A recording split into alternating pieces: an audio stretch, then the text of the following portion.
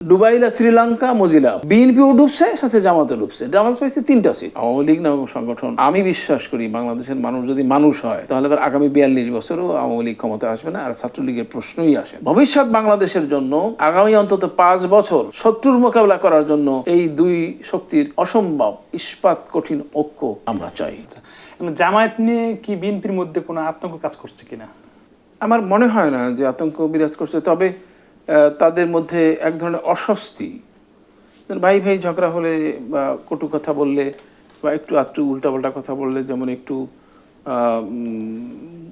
অসন্তোষ বা মুখ কালাকালির অবস্থা হয়, এরকম একটু হয়েছে। কিন্তু আবার আলহামদুলিল্লাহ উভয় পক্ষই এরকম লোকও আছেন যারা এগুলো ঘুষিয়ে দিতে, এই যে বিরোধকে আরও কমিয়ে দিতে বা এগুলোকে মিটিয়ে দিতে লোক সেখানেও আছে, এখানেও আছে।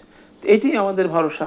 এবং আমরা কোনো ক্রমেই চাচ্ছি না যে আওয়ামী লীগ এবং জামাত বিচ্ছিন্ন হোক, তারা বিভেদ করুক, তারা একে অপরের বিরুদ্ধে ওভার এস্টিমেশন করুক, এগুলো আমরা চাচ্ছি না। সঠিক ব্যবস্থা, সঠিক পরিসংখ্যান বা সঠিক বাস্তবতার মধ্যে দিয়ে তারা রাজনীতিকে পরিচালনা করবে।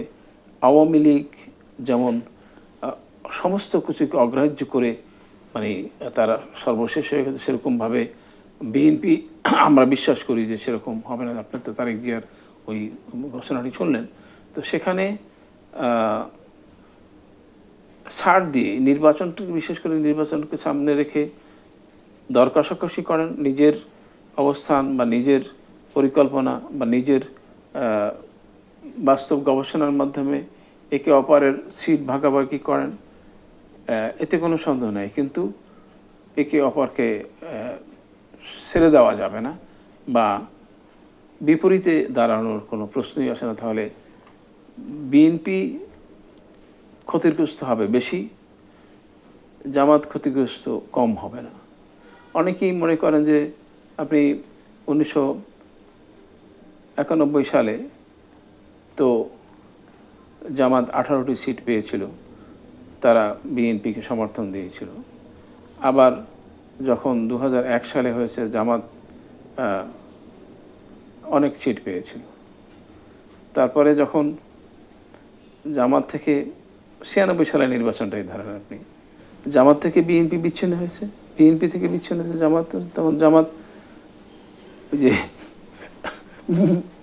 ডুবাইলা শ্রীলঙ্কা মজিলা আপনি বিএনপিও ডুবছে, সাথে জামাতও ডুবছে। জামাত পাইছে 3টা সিট, আর বিএনপি বিরোধী দলে বসতে বাধ্য হয়েছে সিট অনেক মানে।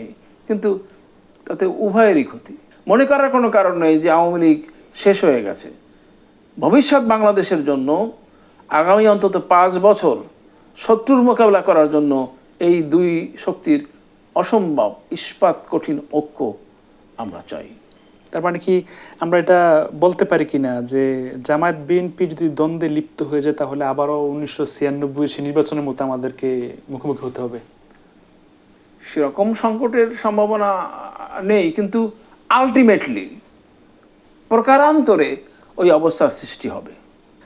কিন্তু আমরা দেখলাম যে ছাত্র দলের কেন্দ্রীয় সভাপতি সম্প্রতি ছাত্র শিবিরকে ইঙ্গিত করে নানা উস্কানিমূলক বক্তব্য দিচ্ছেন। এটি আনফর্চুনেট।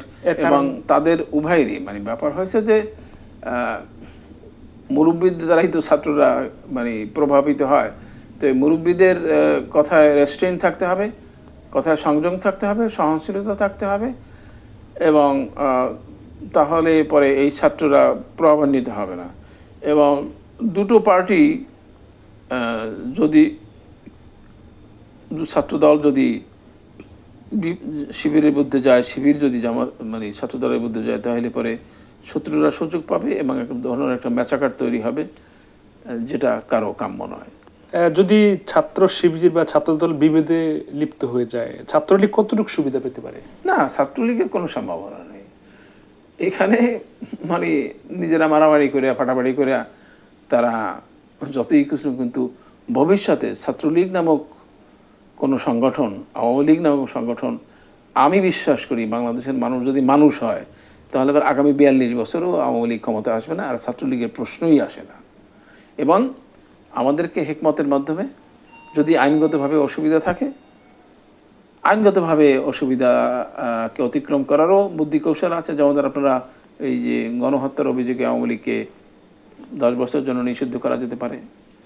আবার মানে ওই বুদ্ধিটা বলতেছি যে কায়দায় আওয়ামী লীগ বিএনপিকে মোকাবেলা করেছে গত 15 বছরে, সেই বুদ্ধি করেন।